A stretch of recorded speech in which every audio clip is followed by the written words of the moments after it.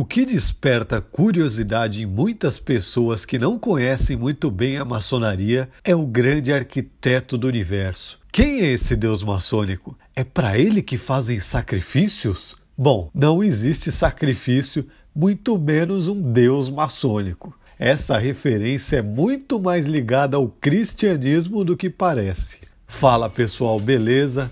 Bem-vindos ao canal Mesopotâmia.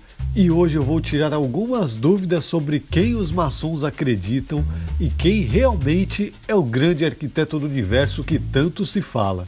Para entender melhor isso, precisamos voltar nos primórdios da maçonaria, quando os maçons eram construtores de catedrais da Idade Média. Sabemos que o catolicismo foi a religião oficial e dominadora de grande parte dos países europeus. Por isso, tudo era construído baseado na sua autoridade. O documento conhecido mais antigo se referindo aos maçons operativos foi a Carta de Bolonha. Nessa carta havia regras para organizar os grupos de construtores. O documento já começa com uma referência ao sinal da cruz. Em nome do Pai, do Filho e do Espírito Santo. Amém. E dá honras a Deus, Jesus, Maria e todos os santos. Dentre algumas regras sobre o ofício, também há sobre a celebração das missas que os construtores deveriam assistir especificamente na Igreja de São Pedro, em Roma. Outro documento, escrito no século seguinte, é um dos mais importantes para formular as regras da maçonaria, chamada Poema Régio. Também faz referência sobre a crença dos seus membros. Além de conter histórias bíblicas do Antigo Testamento, há regras não só de comportamento nas construções, mas também nas missas que todos deveriam participar, não chegar atrasado, honrar sempre a Jesus e fazer suas orações ajoelhados eram algumas das obrigações que estavam escritas.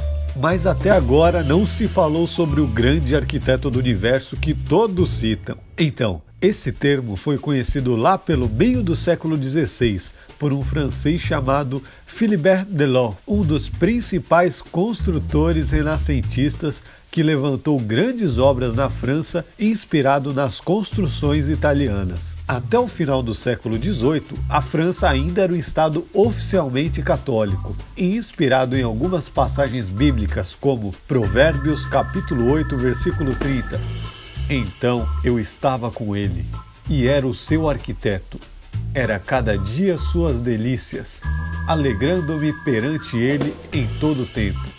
Ou Hebreus, capítulo 11, versículo 10. Porque Abraão esperava naquela cidade construída sobre alicerces inabaláveis, no qual Deus é o arquiteto e o construtor. E 1 Coríntios, capítulo 3, versículo 10. Segundo a graça de Deus que me foi dada, pus eu, como sábio arquiteto, o fundamento e outro edifica sobre ele. Mas veja cada um como edifica sobre ele.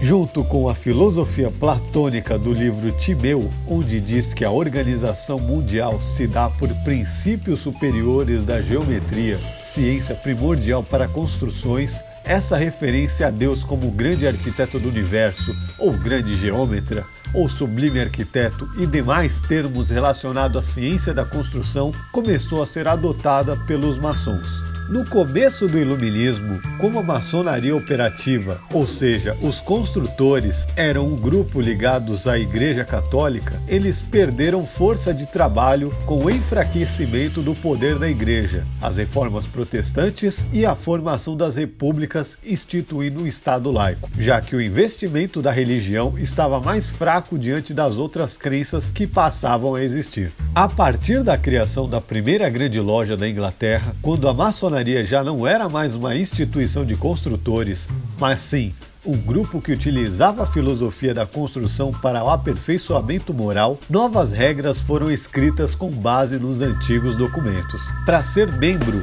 ainda era necessário ter uma crença, mas não em um Deus revelado como era exigido anteriormente. Claro que ainda no século XVIII era no Deus cristão que se referiam, já que o autor dessa primeira constituição era um pastor presbiteriano chamado James Anderson. Com o passar dos séculos, novas formas de compreensão e filosofia foram nascendo, e a maçonaria sempre se adaptou sem deixar de carregar a tradição de seus ensinamentos, principalmente pela ligação que tinha desde séculos atrás com a igreja. Por exemplo, o código de conduta moral é baseado ainda nos ensinamentos bíblicos, e por isso sempre há uma Bíblia em uma loja maçônica. Hoje em dia, pode ser adotado um livro sagrado de outras religiões, caso tenha membros que não sejam somente cristãos em uma sessão. Mas lembrando que, apesar de não ser exigido nenhuma crença específica atualmente, é necessário crer em um Deus benevolente. Além disso, eu sei que existe um símbolo muito conhecido, que é a famosa letra G,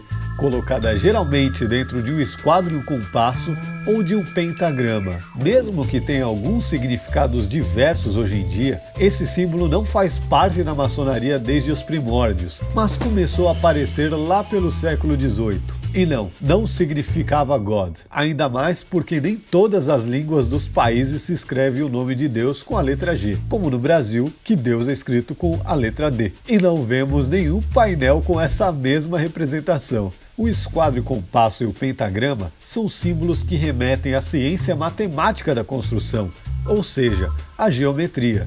E esse G representava exatamente isso. Quando querem fazer alguma referência sobre o grande arquiteto nos ornamentos de um templo, geralmente é colocada a letra Yod, que corresponde à inicial do nome de Deus em hebraico, Yod-He-Vav-He, onde é adaptado para o nosso idioma como Javé ou Yavé ou Jeová. Pois é, não existe nenhum Deus maçônico, já que a maçonaria não é nenhuma religião, nenhum sistema de crenças, mas sim uma escola de desenvolvimento humano que usa valores antigos como base de sua conduta. Você conhece algum outro significado que se relaciona com os estudos maçônicos antigos? Conta pra gente aí nos comentários. Se você gostou do vídeo, dá um like e compartilha para ajudar a gente a acabar com todo esse sensacionalismo sobre a maçonaria. Não se esqueça de se inscrever no canal. Até a próxima, um abraço!